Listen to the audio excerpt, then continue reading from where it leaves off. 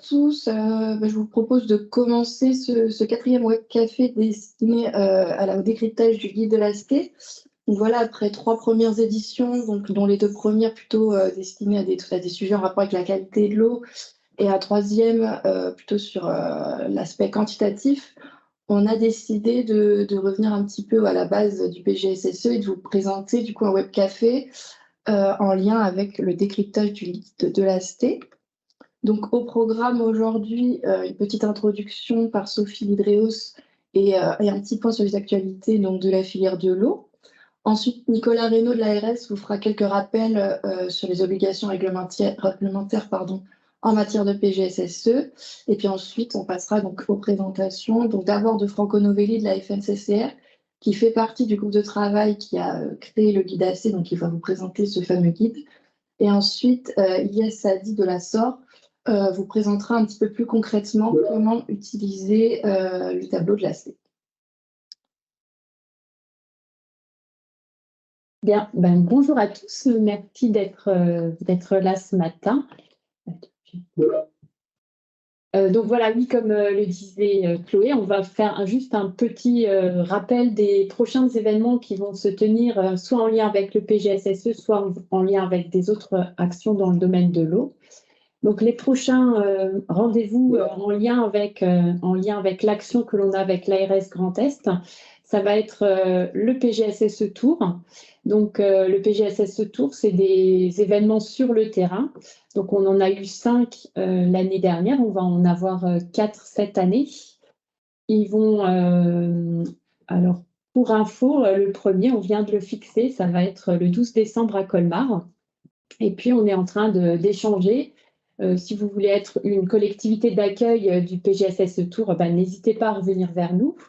Et l'idée, c'est d'avoir un atelier pendant 2 heures et ensuite un moment convivial pour échanger sur les démarches PGSSE qui sont en train de se lancer un peu partout. Et deuxième action qui va se poursuivre, en fait, c'est l'action sur les web cafés PGSSE. Donc, comme aujourd'hui, l'idée, c'est pendant 1h30, 2 heures, d'aborder des sujets techniques en lien avec la qualité sanitaire de l'eau potable. Donc, il y aura un webinaire qui sera en décembre 2023. Et puis, on va vous mettre dans le chat les 2 sujets possibles. Alors, un sujet, c'est bilan de la qualité de l'eau en Grand Est. Un second sujet, c'est un sujet sur les polluants émergents. Et si vous pouvez mettre un pouce sur le sujet que vous préférez, on lancera ce sujet en fin d'année. Et également, dans le chat, n'hésitez pas à mettre d'autres sujets qui pourraient vous intéresser, qui vous préoccupent actuellement et qui pourraient être traités dans le cadre de ces webcafés. Autre action, donc la communauté des PRPDE. Donc là, beaucoup d'entre vous en font déjà partie. Mais si vous n'en faites pas partie, n'hésitez pas, vous vous inscrivez sur le site Hydreos, vous recevrez la présentation, donc vous n'aurez plus qu'à cliquer. L'idée, c'est de rassembler une communauté autour des PGSSE pour que vous puissiez échanger sur le sujet, pour que vous puissiez également trouver des conseils, trouver des retours d'expérience.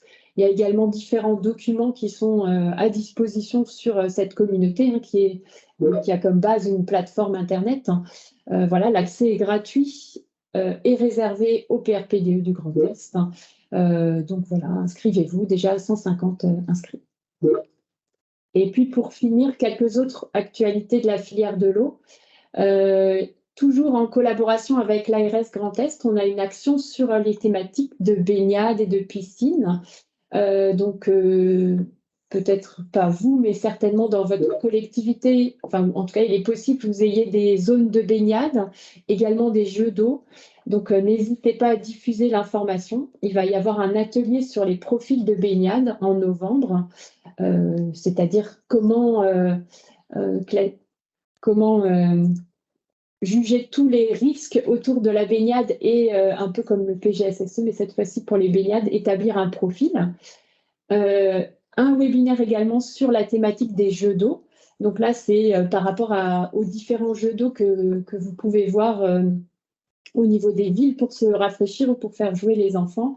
L'idée est de regarder un peu toutes les bonnes pratiques qui peuvent se mettre en place autour de ces jeux d'eau pour assurer la sécurité et puis le plaisir de l'eau. Voilà, donc ça, ce sera le 9 novembre. On est en recherche de retour d'expérience, donc voilà, n'hésitez pas au niveau de votre collectivité à transmettre l'information. Et puis un dernier petit point, donc on organise à Hydréos le club Eau et Territoire. L'idée, c'est de rassembler des collectivités du Grand Est. Le cœur du métier de l'idée, c'est d'aller vers l'innovation pour pouvoir tester de nouvelles solutions sur le terrain et également faire face collectivement à des enjeux, des problématiques en lien avec la ressource de l'eau. Donc, c'est du partage de bonnes pratiques, c'est de l'échange d'informations et du potentiel mise en relation avec des développeurs d'innovation. Voilà. Eh ben, merci à tous et puis bon web café. Merci Sophie. Alors, si vous avez des questions tout au long des présentations, n'hésitez pas à les mettre dans le chat. On les lira au présentateur pour qu'il puisse y répondre à la fin de sa présentation. Donc là, si vous avez des questions pour Sophie, n'hésitez pas à les mettre dans le chat.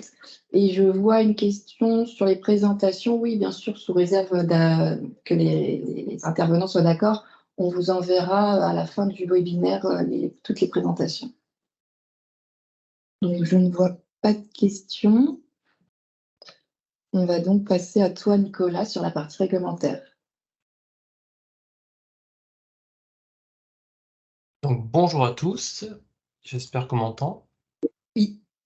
Très bien. Donc, Chloé, c'est toi qui avance le diaporama ou c'est moi? Tu peux prendre la main? Je peux prendre la main. Contrôler.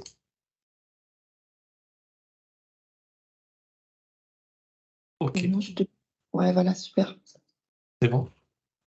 Donc, petite intervention, puisque si vous êtes au Webcafé PGSSE, vous avez peut-être suivi déjà nombre de nos autres webinaires ou événements, et donc vous allez certainement avoir de la redite et réentendre ce que je vous ai déjà dit.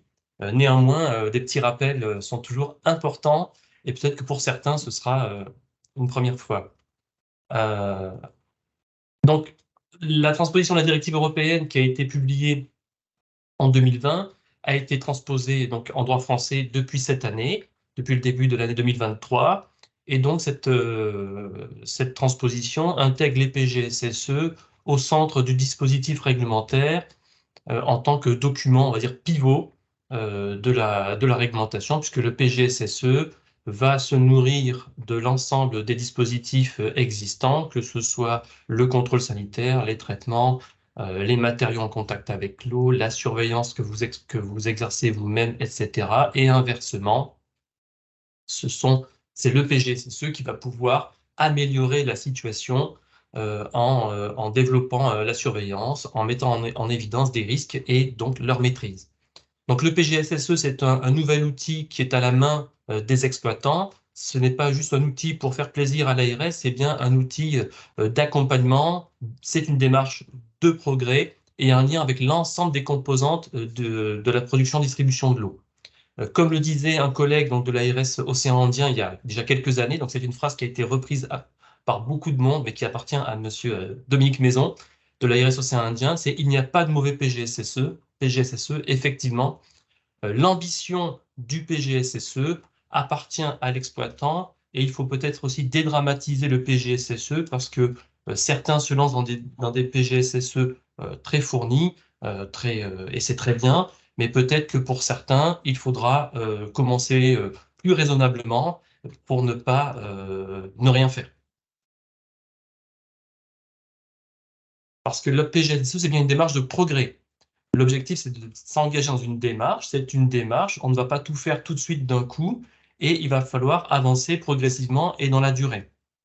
Donc pour cela et pour vous accompagner, il y a des différents référentiels qui existent, hein, notamment le guide de l'OMS, le guide de l'AST.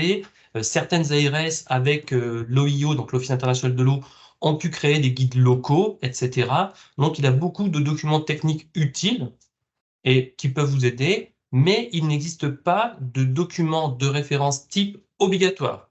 C'est-à-dire que la réglementation dit vous lancerez un PGSSE qui sera une démarche d'amélioration continue et ne vous demande pas d'appliquer tel ou tel guide, précisément. Donc, vous avez la place pour utiliser des guides et ou développer vous-même des protocoles ou adapter ces démarches à vos besoins. Donc, l'amélioration continue, il faut bien l'entendre comme une démarche.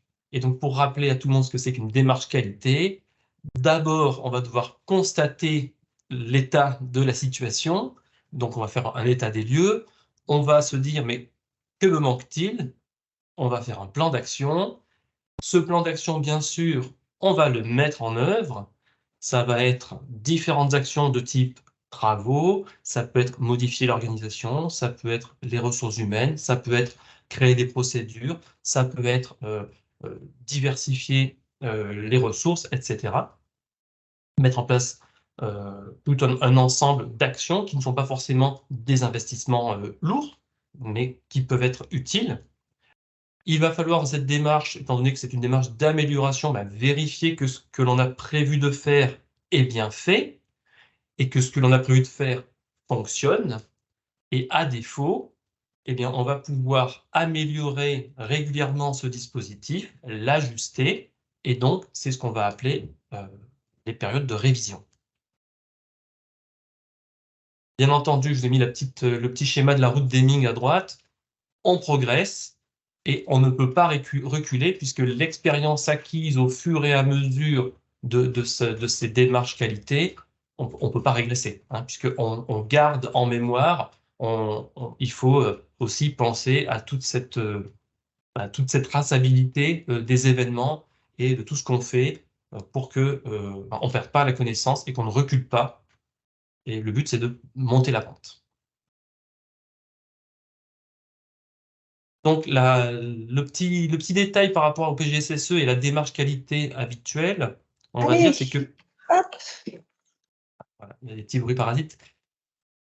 Juste, c'est que la démarche qualité par rapport au PGSSE, c'est qu'elle va se baser donc sur une analyse des risques. Donc ça, c'est le fondement de la demande et de la directive européenne. Donc, par rapport au PGSSE, vous allez bien avoir un état des lieux à faire et une évaluation des risques pour définir vos besoins. Alors, vos besoins, vous en avez sans doute certains, mais peut-être qu'il va falloir aussi hiérarchiser en fonction de cette évaluation des risques. Il va falloir mettre en place un plan d'action. Jusque-là, on colle à la démarche qualité classique et mettre en place un plan de surveillance. Donc, le plan de surveillance, ça va être effectivement de vérifier si ce que vous avez fait dans le plan